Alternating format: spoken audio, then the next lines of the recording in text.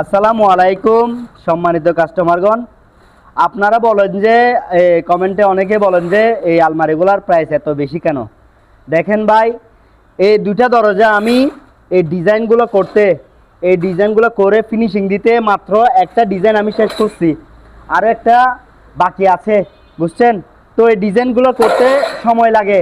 আর আমরা যে কালারটা করে থাকি সাদা কালার, এবং যে কালারই হোক না কেন, যে কালারটা করে থাকি সাধারণ আলমারির চাইতে এটা অনেক উন্নত মানের কালারটা, সেই জন্য প্রাইসটা একটু বেশি পড়ে।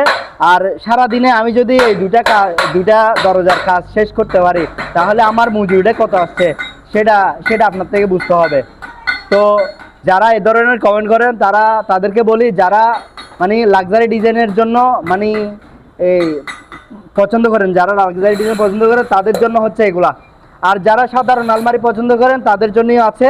আমরা সব ধরনের আলমারি রেডি করে থাকি। আমাদের থেকে অলরেডি কাজ চলতেছে, আরও দুইটার কাজ এদিকে চলতেছে। তো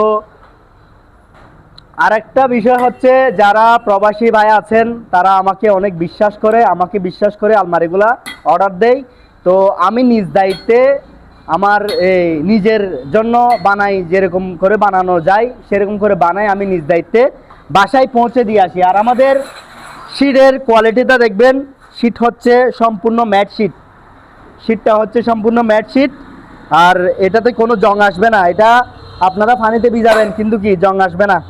তো সবাই আমার জন্য দোয়া করবেন, আর আমার ভিডিওগুলা লাইক কমেন্ট শেয়ার করবেন, আমাকে সাপোর্ট করবেন। সবাইকে ধন্যবাদ। আসসালামু